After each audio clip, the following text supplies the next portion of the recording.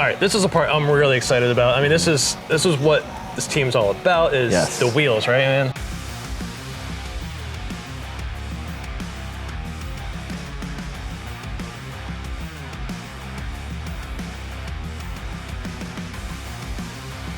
There's car. It's all about Porsche. Oh, like, there's one of the premier names in driving history. I mean, just the history of Porsche. To be a part of that, the history has to be super exciting for you guys. Oh yeah, we're super excited to finally be driving a Porsche now. After being 3 or 4 years with Audi, now we're finally made the switch over, and I couldn't be happier. It's a great change. Yeah, these are some amazing machines. I can't wait to dig more into it. We're gonna get pretty nerdy here. I'm gonna be asking a lot of questions. I wanna know every little thing. So if you're a car guy or girl, especially if you're a Porsche person, you guys are gonna enjoy this. So let's get into it. So with a Porsche, the heart and soul of this Porsche is at the back of it, right? Yes, sir. I thought maybe we'd start at the back and work our way forward. Yep. So what's back here? So this is the first time ever that in the 718 GT4 RS they've put in the new flat 6 4-liter. It's screaming loud, it's amazing. It produces about 400 to 450 horsepower depending on the restrictor that we have for the series. All right, so let's pause there and talk about this real quick. So you race in the IMSA circuit, right? And in this circuit, in this race series, there are all kinds of car manufacturers on the track at one time, right? There's got to be maybe 8 to 10. There's anything from a Ford Mustang to the Chevy Camaro to the McLaren to Ferraris and Lamborghinis. There's so many different cars, and what they do is they basically take every single car manufacturer. You could have a V8 of a big Mustang, or you could have the V10 of an Audi, or even this flat 6 of a Porsche, and they're going to homologate and make all of them the same power unit.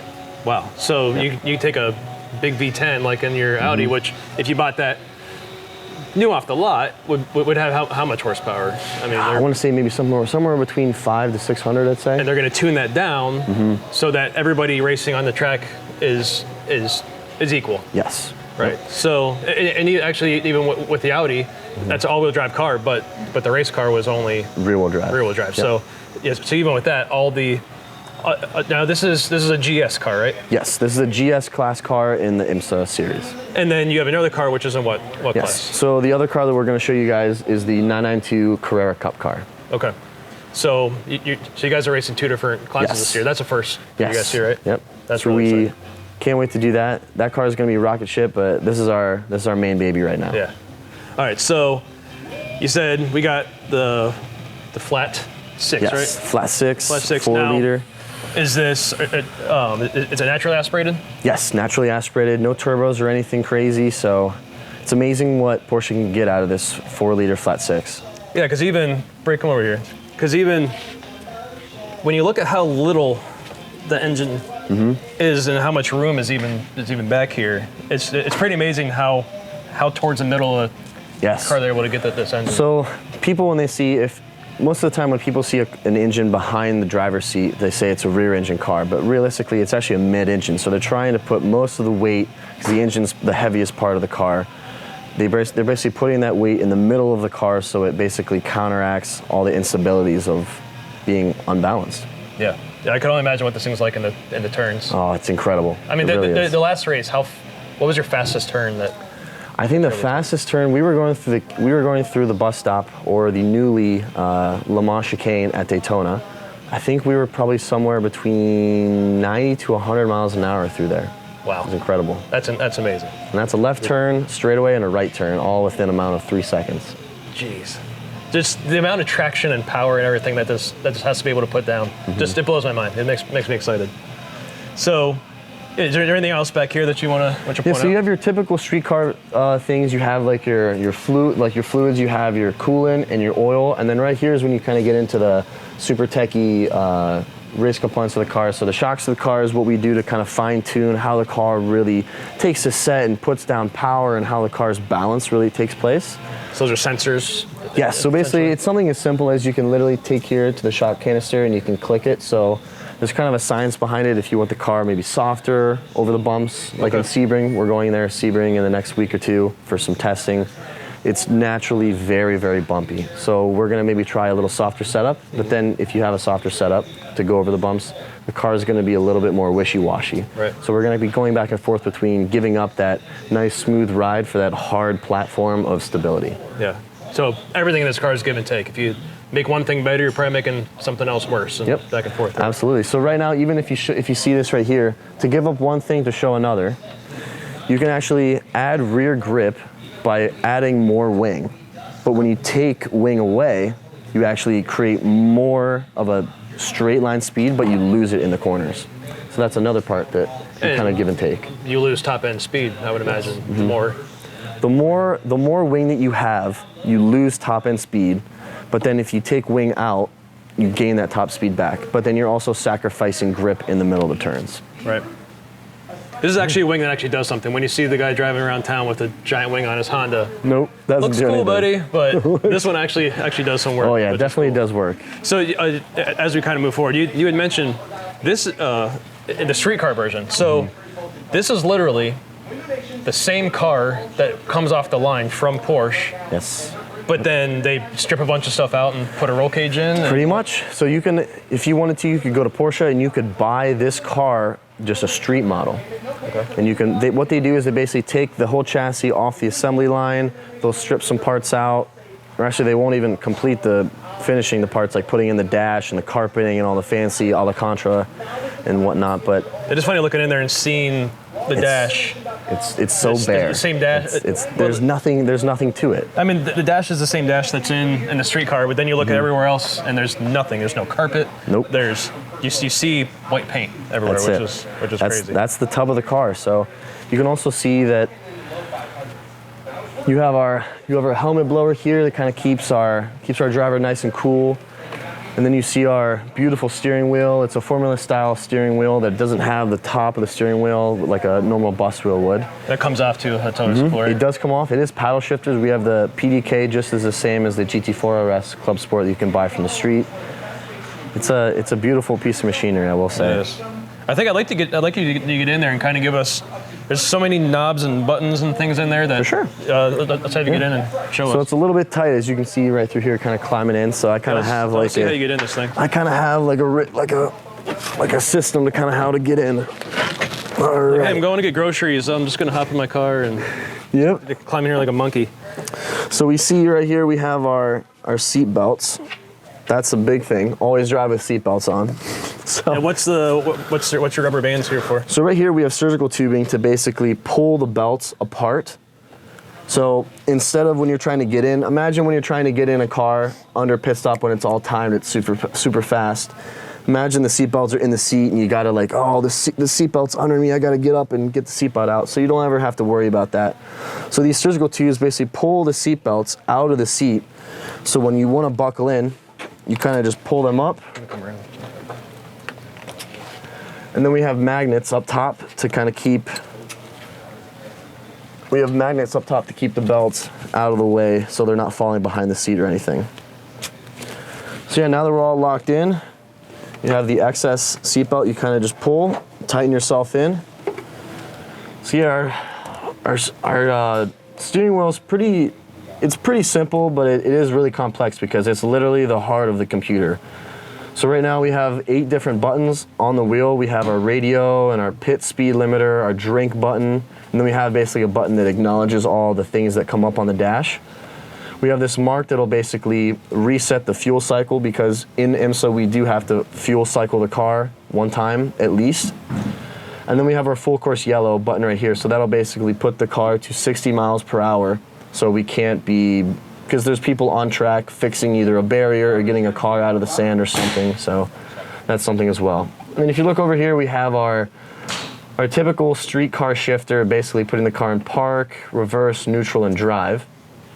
And then over here, we have our fighter pilot power mechanism to basically turn the power on the car. Always super cool. Typical hazards and emergency fire system. So let's say there's a fire in the car on the outside of the car somewhere. I literally just press this button and there's a fuel bottle tucked in here that basically goes off suppressing fire extinguisher inside the car. It'll do in the engine bay behind me and everything to kind of suppress the fire as much as possible. Interesting. So we have a couple different knobs right here. You have like the ABS settings. You can kind of change the different ABS settings based on how wet and how dry the track is. So let's say the track is super dry and it's a lot of grip. You're gonna want a lower setting of ABS intervention. But let's say you're driving in the rain and it's super slippery, or let's say you're even driving in the snow. You can turn the ABS settings up higher. So when the car first starts sliding, when the tires first start sliding, the ABS sensors will pick that up and they'll grab immediately right away. Okay. Now, is that the same system that's on the stock car, or is there the stock car, the actual street car itself will only have one ABS setting, just like normal street cars do. You can't change the ABS settings at all. Okay. So that's a little race feature you got there, and then luckily about this car is we actually have AC in the car. Oh, that's nice. Which is very, very nice. But after about 30 minutes or so of driving, it's just blowing hot air anyways. So. And what's that do to your power and gas? And, so we actually, people say, you know, it's an old rumor, you know, putting AC on pulls power away from the car. It really does. This car, it'll pull about 5 horsepower out of the car. So coming from a series that every single car is pretty much the same power and balance-wise, but that 5 horsepower does a lot. That would mean a lot, I'm sure. So you mentioned your drink. I'm looking in there. There's I don't see one cup holder. So you mentioned there's a drink button. So how does that work? We have your helmet. So we actually have a built-in cup holder right here. No, I'm just kidding. We actually have on our helmet. We have a drink bottle that'll basically be mounted right over here. I'll show you when we get to the other side of the car. And we have a camelback feature here, or even in the older helmet that I used to have, we had a feature that you would press the button and it would shoot water into your mouth. Oh. All you had to do was just open your mouth, press the button, and a motor would actually shoot water into the mouth. That was the best. It's like being a dentist when they... It's pretty much. And then you said that the air hooks in the circulation. The air will basically plug in to the back of the helmet right about here, and it'll basically just blow cool air into the helmet because you can run with your visor closed. And it's just another way to kind of keep the drivers cool and not so hot, because the AC is nice, but after a certain point in time, you don't really use it. Right. I imagine, you know, in Florida or California in the summer driving this car around, it gets pretty hot in there. Yeah, so the worst race of the year is usually VIR. It's Virginia in the beginning of August or middle of August, and it's probably 95 to 100 degrees. Wow. It's brutal. It's super humid, and it's almost hard to breathe at times when you get out of the car. I'm sure. All right, let's see you get you out of this. For sure. Out of this thing. There you go. So as you can see, when I'm all buckled in and whatnot, when I got my seatbelts tight, first thing you gotta do is loosen them a little bit. All you gotta do is click this buckle right here, and the seatbelts, the lap belts will kind of go to the side and they'll be out of the way. Take my magnet straight up here so that's out of the way, and then my job is just to move that one there so I can get out. Nice and easy. You made that look easy. Let's see. I think it's my turn. Yes, sir. All right. Let's see. Stretch. I'm like twice your age, so you can do it. See if I can get in. You just said 1 foot? Yep, 1 foot in. You kind of sit your butt down on the roll bar. There you go. You got it. Now what do I do with this leg? Okay. That's the worst. I'm in. There you go. See, 40-year-olds can get in the race car. Oh, dude. Now this seat fits so tight. I can see how going through a turn at 100 miles an hour, you aren't going anywhere. Nope. You pretty much get sucked into the seat. It's incredible. Yeah, that's pretty amazing. So as you notice, you have a padding kind of like right underneath your thighs, but then right under your butt, it's like hard. Yeah, it's hard. There's no padding there. So actually what drivers do is they take out the padding underneath the butt so they can feel more feedback through the car when it's losing traction or when we actually still have traction. Really? Yeah. Yeah, so there's a lot of feel. You know, for most of us who just drive every day, we feel if there's something major, but you guys are really trying to feel every little thing. Yep, so actually, when you are driving the car, you're pretty much on that borderline crossing over of, okay, I'm losing control or I have too much control. So you're pretty much on that line of no return. Yeah. That's fascinating. I remember when we went out to the track with you, watching you drive, just how much footwork and how much just. Oh yeah. Like you're on the edge of traction and no traction at all times. It's crazy. Yeah, you're basically just finding that edge of limit between how much the tire and the rubber can take and how much it'll fail. Yeah. All right, now I gotta see if I can get out of this thing.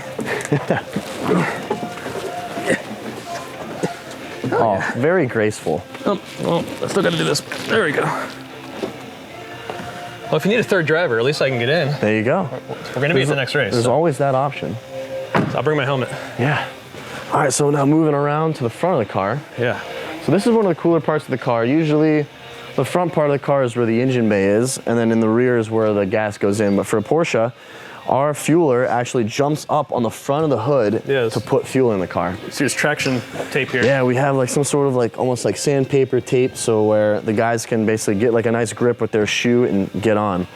I appreciate the traction tape. It's perfectly cut for the NeoMag. Yes, we had to. That's awesome. Yep. So I know a lot of people will be like, hey, don't touch my car, don't touch my car. But then when you're watching racing and you're seeing some guy jump onto the top of the car with a fuel canister, it's a little different. It was crazy watching the race and watching, us knowing this is a brand new car, watching some guy with a big thing of fuel hopping up on the hood of my car. I would freak out. Don't break it. Yeah. Yep. Yeah. So moving around here, this is basically where the passenger seat would go, but there is no passenger. You can kind of see that this is our intercooler. This is our helmet blower that basically blows in the cold air that kind of keeps the drivers cool.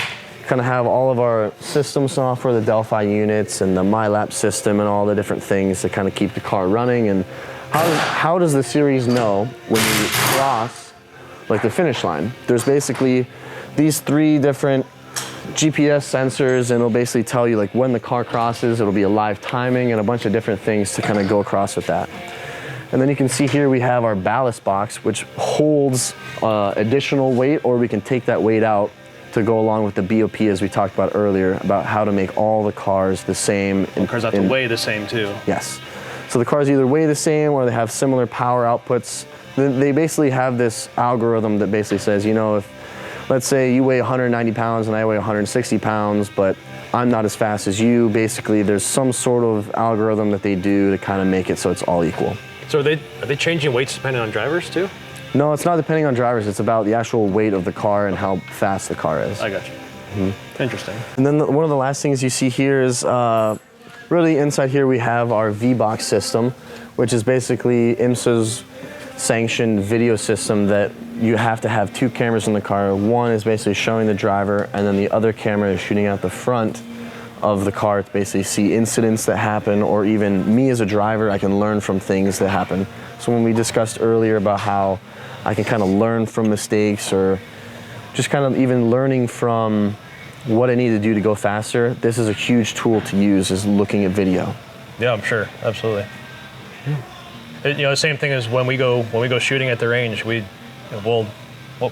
take video, take slow motion video. We'll study that video, try to figure out how we can get better as a shooter. You're doing the same thing. How can I get better as a driver? Now, do you guys look at that during the race too? Like, will they?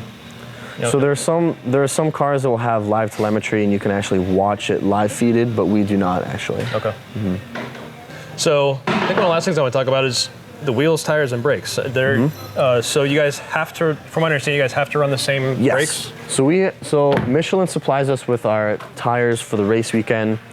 And so for our braking compounds, we have to run a homologated rotor from Brembo. But then we have the freedom to kind of go back and forth and test different brake compounds for brake pads. Okay. There's a bunch of different companies out there right now, but right now the car came with PFCs, and that's what we've been running with. Interesting. I picked up one of the wheels and tires. It weighs 40 pounds? They're not light. Yeah, they're about 40, 45 pounds with the wheels and tires mounted together. And the fuel guy and the tire guys, when they're doing these tire changes, they're literally running with 1 or 2 different tires with the gun and the air hose and everything. It's a lot to carry. I was surprised how light it was, especially, there's no small tires. No, they're not. They are aluminum wheels. Picked one up too. We picked it up with 2 fingers. It's amazing. Do you know what the weight of the? I guess you have to know what the base weight has to be, right? The weight of the car is, I want to say it's somewhere around 3,100 pounds. Wow. I think it's 3,100 pounds. Interesting. It's hard because most of the time with the cars and everything with the FIA over in Europe, everything's actually metric. So in my head, I'm getting everything mixed up between kilograms and pounds. Yeah. Well, it's one amazing machine. I can't wait to go watch it at the next race. Oh yeah. And hear it too. Oh yeah. It sounds really great. Can't wait for you guys to come check it out. I'm sure. So you have another car, and the guys are working on it over there, so I don't want to get in their way, but And so we aren't going to go super in depth on that car right now because they're so that's tell us just a little bit about that car. So this 992 GT3 Cup Car is actually, it's not in the same series as this. It's like a different sanctioned series. So in this series that we just talked about, you're going to see 7 to 10 different manufacturers. But in this series, it's just going to be this car. It's a Porsche only series. Okay. So this has the same exact engine as this in it, but it's, I'm not sure how they do it, but it's basically tuned or some sort of way. It's actually completely uncorked and it's as fast as it could be. What's the power output on this? I'm not entirely sure what the power output is on this car, but this car does have sequential. It does have a sequential transmission where this has like a factory PDK, which, so this is like a full race sequential transmission. So as soon as you shift it, it kind of launches you back in your, it's very, very harsh and high tech. It's a full race transmission. So is it faster or slower than this car? So this car at Sebring will be probably 7 to 10 seconds faster at Sebring. Really? And that's a big chunk. That's a lot, yeah. Yeah. That's incredible. So you have 2 races yes. that weekend. You got a full weekend. So yep, we got 2 races on Thursday with the Cup Car, and then we have 1 race on Thursday in this car. So I'll be doing 3 races in 1 day. Wow. It'll be a lot. Yeah. I'm excited though. And I saw it's just your name on this, so you're the only driver. Yes. in this So car. I'm the only driver in this car, but me and my teammate will be splitting this car for the duties for the weekend. Okay. Again, if you need somebody else, you start feeling you got a little scratch in your throat. There you go. It's probably best for you to stay safe. Definitely look I'll forward get in to that. there.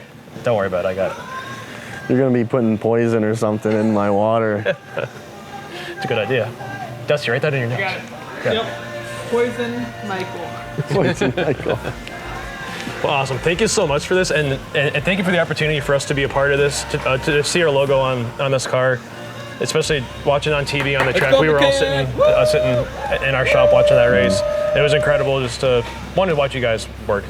It's insane.